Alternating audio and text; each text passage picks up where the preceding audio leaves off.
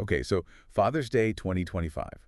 It's really shaping up to be quite an interesting picture of where things stand, right? Definitely. Right. Even with all this chatter about the economy, we're still looking at people spending, what is it, $22.4 billion? That's the projection, yeah. $22.4 billion. Which is, okay, a little down from last year's $22.9 billion, but still. Yeah. That's the second highest ever recorded for Father's Day. It really is. It kind of shows how resilient this holiday is, spending-wise. Yeah, it absolutely does. And that PixelPulse fashion piece, the one called What Dads Really Want, it digs into that. Right, the 2025 Father's Day gift trends, backed by surprising data statistics. Exactly. It suggests that small dip is probably tied to that general consumer caution we've been seeing everywhere. Makes sense. And that Pixel Pulse deep dive is exactly what we're going to unpack for you today. Our goal is pretty straightforward.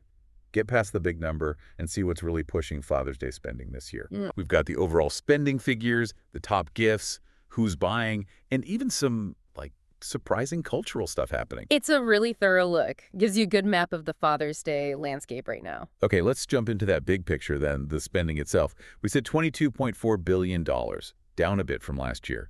So what's really going on there? Well, the article really points to the economic climate we're all in. Higher inflation, interest rates. Those effects are still lingering. Yeah, you feel it. Remember last year, Brian Moynihan, the Bank of America CEO, mentioned people being more careful? That seems to be carrying over. And we see it in the average spend per person. It's dipped a little, down to $189.81 from about $196 last year. Okay, so individuals are maybe pulling back just slightly. A little bit, yeah, being a bit more deliberate. But, and this seems key, even with that slight pullback, the total spending is still way higher than it was before the pandemic for most gift types. That's a really important point. It shows Father's Day hasn't lost its punch as a major retail moment. Even with some economic pressures, people are still prioritizing it. It suggests we really do value showing that appreciation, doesn't it? Absolutely. So, okay, where's the money actually going? What are people buying? What are the top gift categories? Right. The top 5 give us a good snapshot. Greeting cards. Still number 1. 58% of shoppers plan on getting one. Wow, okay. Classic. And then you've got clothing at 54%, special outings like dinner or an event at 52%, gift cards are popular at 48%, and then personal care items, grooming stuff at 31%. Greeting cards still holding strong. But I saw that quote in the article too. Something like, forget the tie. 2025 dads want Gucci shoes. Yes.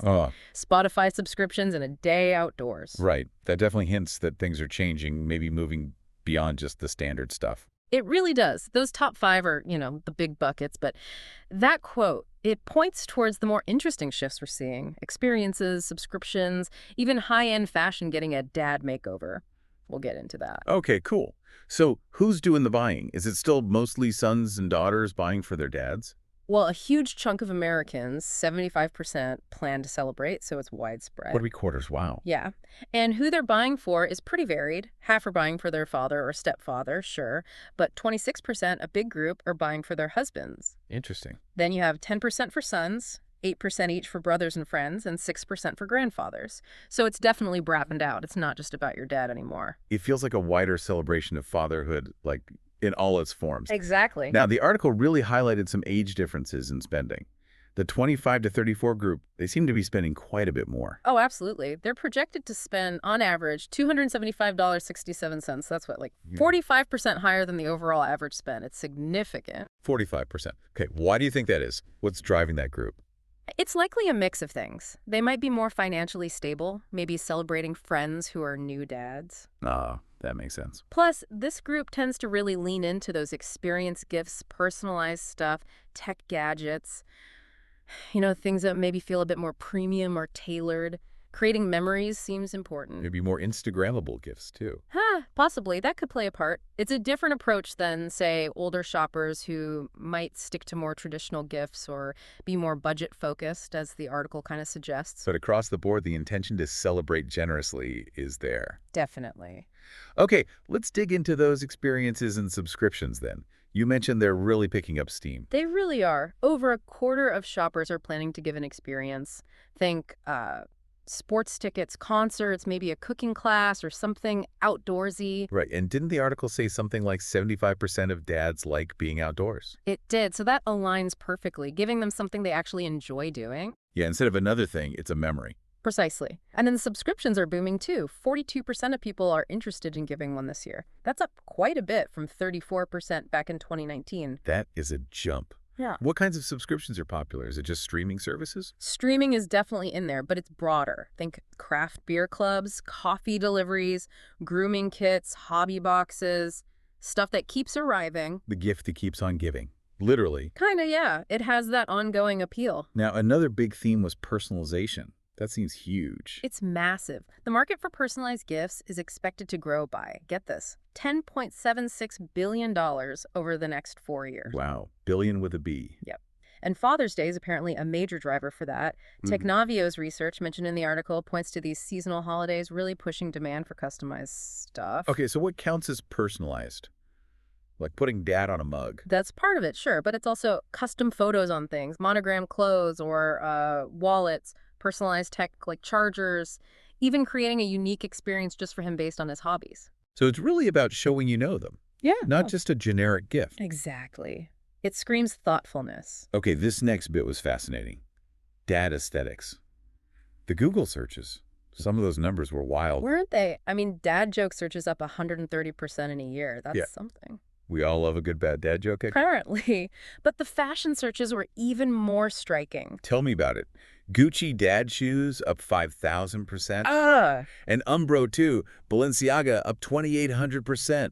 What is happening? It's this whole cultural shift, that comfy, maybe slightly chunky sneaker style that used to be, well, just dad style. Yeah, maybe slightly mocked. Right. Now it's genuinely fashionable. Luxury brands are all over it. It's like a mix of comfort, maybe nostalgia, and just effortless cool, I guess. And it wasn't just shoes, right?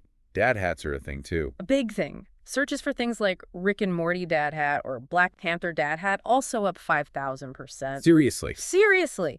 And big brands, Off-White, Champion, their dad hats are seeing huge search increases too. Even make your own dad hat is up 100%. So personalization hitting the hat trend too. It's like dad style went from ironic to aspirational. Pretty much. It's gone from niche to mainstream cool, which is, a huge opportunity for retailers. Totally. Imagine a personalized dad hat with some inside joke on it. Exactly. Combining those trends. So putting all this together, the trends, the spending. Yeah. What are the actual gifts that are emerging as popular for 2025? Yeah, the article listed a top 10, which kind of sums it all up. You've got smart home gadgets, personalized wireless chargers, maybe with dad on them, fitness trackers, wellness tech, those subscription boxes we talked about, spirits, coffee, grooming, outdoor gear, definitely. Right, for the 75% who like the outdoors. Then the designer dad shoes, the pop culture dad hats, experience vouchers, premium personal care sets, and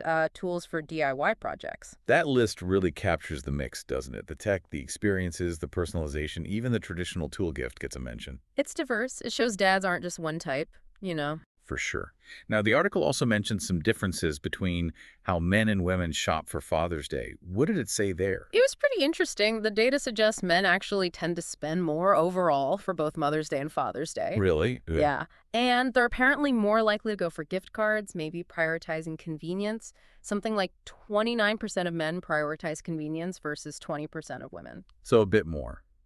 Direct, maybe. Get it done. Seems like it could be interpreted that way. Women, on the other hand, are more likely buying for both their husband and their father. Okay, multiple recipients. Right. And they seem to put more emphasis on creating a special memory, 44% versus 35% for men.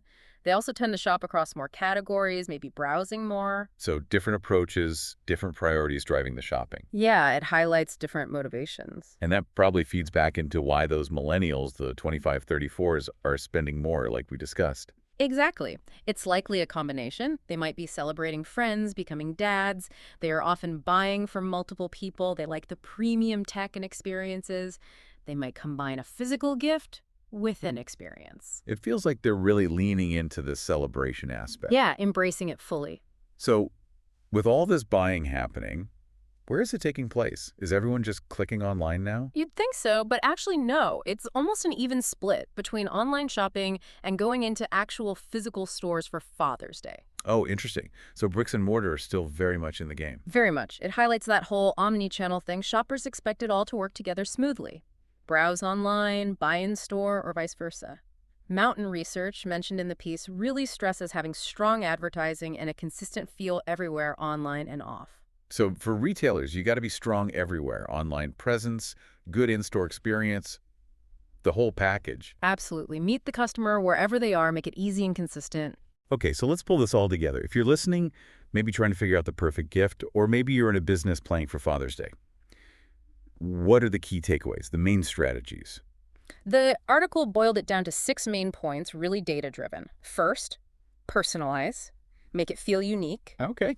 Second, balance tradition with innovation. Don't ditch the classics entirely, but mix in tech, subscriptions, experiences.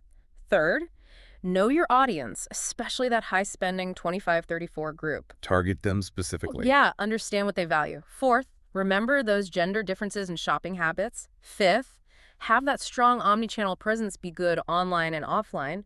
And sixth, tap into cultural trends like the whole dad aesthetics thing. That's a great checklist. And that quote really nailed it. The brands that will win Father's Day 2025 aren't just selling products. They're selling personalized experiences that recognize dad's individuality. Yeah, sums it up perfectly. It really does. So looking at Father's Day 2025 overall, it's this kind of paradox, almost. Spending's down slightly, but certain areas are booming.